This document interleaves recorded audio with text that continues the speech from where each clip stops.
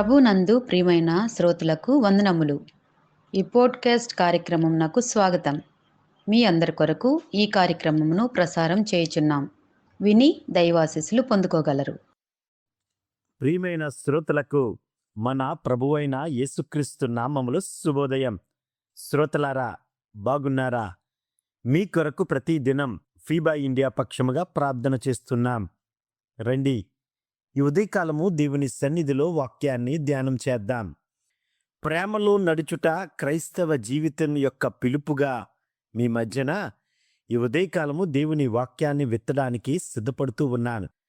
అపోస్తలుడైన పౌలు గారు ఎఫెసీయులకు రాసిన పత్రిక 5వ అధ్యాయం నుండి ఈ వారం రోజులు దేవుని వాక్యాన్ని మీ మధ్యన పంచడానికి సిద్ధపడుతూ ఉన్నాం. మొదటిగా పరిచయంగా, ప్రియులారా, క్రైస్తవ జీవితం అనేది మాటలతో కాదు, జీవన శైలితో సాక్ష్యం చెప్పే జీవితమని అపోస్తలుడైన పౌలు గారు ఎఫెసీయులకు రాసిన పత్రికలు 5వ అధ్యాయంలో ఈ విధంగా చెప్పబడినట్లు విషయాలు మీ మధ్యన చెప్పడానికి సిద్ధపడుతూ ఉన్నాం. ఎలా నడవాలి, ఎలా జీవించాలి, ఎలా సంబంధాలు కట్టాలి అన్న దాని కొరకు ఈ వారం రోజులు మీ మధ్యన మాట్లాడడానికి సిద్ధపడుతూ ఉన్నాను.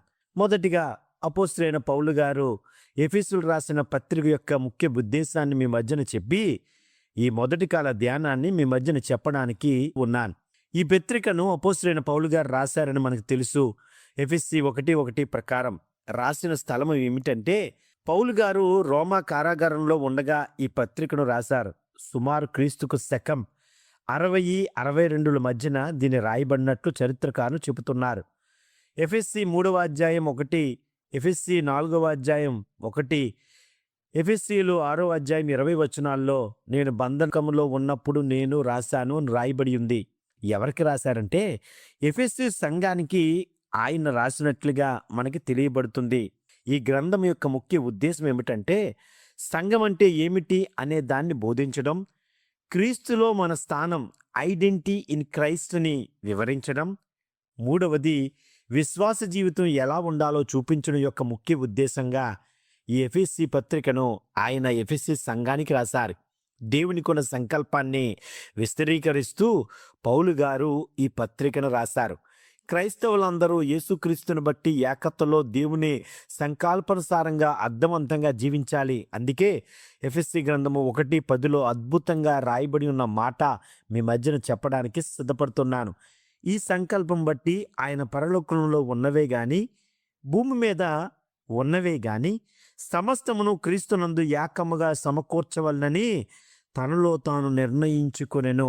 ఏకత్వంలోకి తీసుకురావడానికి దేవుడు ఈ గ్రంథాన్ని వ్రాయించాడనే విషయాన్ని ఈ ఉదయకాలం మీ మధ్యన జ్ఞాపకం చేస్తున్నాను. రండి, నేను ఇందాక మీతో చెప్పిన రీతిగా 7 విషయాలు మీ మధ్యన ఈ గ్రంథం నుండి 5వ అధ్యాయం నుంచి ప్రతిరోజు పంచుకోవడానికి సిద్ధపడుతూ ఉన్నాను. మొదటిది, దేవునిని అనుకరించే వారిగా ఉండండి. Imitating God. మనం 5వ అధ్యాయం 1-2 వచనాలు చదివితే ఈ గ్రంథం యొక్క ఉద్దేశం మనకి అర్థమవుతూ ఉంటుంది. దేవుణ్ణి అనుకరించే వారిగా ఉండాలి. ఆయన ఎలా చేస్తే మనం అలా చేసేవారిగా ఉండాలి. అందుకనే పిల్లలు తండ్రిని అనుకరిస్తారని, అలాగే మనం దేవుని పిల్లలమైతే దేవుని అనుసరించాలని ఎఫెసీయులకు రాసిన పత్రిక 5వ అధ్యాయం 1వ వచనం దేవుడు అద్భుతంగా రాయించాడు. కావున మీరు ప్రియులైన పిల్లల వలె దేవుని పోలి నడుచుకొనుడి అని దేవుడు వాక్యం చూపిస్తూ ఉన్నాడు. అన్వయింపుగా మనం ఏం చేసుకోవాలంటే, మన మాటల్లో దేవుని స్వభావం ఉన్నదా? మన ప్రేమలో, మన క్షమలో దేవుడు కనిపిస్తున్నాడా అన్నది ఆలోచన చేసుకోవాలి. అందుకే ఉదాహరణగా ఒక చిన్న పిల్లవాడు తన తండ్రి మాట్లాడినట్టు మాట్లాడతాడు, నడవడం నేర్చుకుంటాడు, బిహేవ్ చేయడం, ప్రవర్తన ఆ విధంగా ఉంటుంది. అలాగే విశ్వాసిగా మన జీవితంలో క్రీస్తు ఉంటే, క్రీస్తుని మనం తండ్రిగా భావించి క్రీస్తుని దేవునిగా భావిస్తే మన జీవితాల్లో కూడా క్రీస్తుని ప్రతిబింబించాలన్నదే ఈ వాక్యం యొక్క ముఖ్య సారాంశం. ఫలితం ఏమిటో తెలుసా? మన జీవితం ఇతరులకు క్రీస్తును చూపే జీవితంలాగా అవుతుంది. ముగింపుగా దేవుణ్ణి అనుకరించడమే నిజమైన క్రైస్తత్వం అని దేవుడి వాక్యం మనకి తెలియజేస్తుంది. ప్రియమైన వారలారా, మనము వాక్యంలో చెప్పిన రీతిగా దేవుణ్ణి ఇమిటేట్ చేసేవారిగా ఉన్నామా లేదా ఆలోచన చేసుకుందాం. క్రీస్తు మిమ్మల్ని ప్రేమించి పరిమళ వాసనగా ఉండుటకు మన కొరకు తన్ను తాను దేవునికి అర్పణగా బలిగాను అర్పించుకొనెను. అలాగుననే మీరును ప్రేమ కలిగి నడుచుకొనుడి. ప్రేమ మనలో ఉన్నదా? ఈ దేవుణ్ణి అనుకరించువారిగా, ఆ ప్రేమను ఇతరులకు పంచేవారిగా మనం ఉండాలని ఈ ఉదయకాలం దేవుడు వాక్యం ద్వారా మనతో మాట్లాడుతున్నాడు. అట్టి రీతిలో దేవుడు మనల్ని దీవించేలాగున ప్రేమను మనం అలవాటు చేసుకుందాం.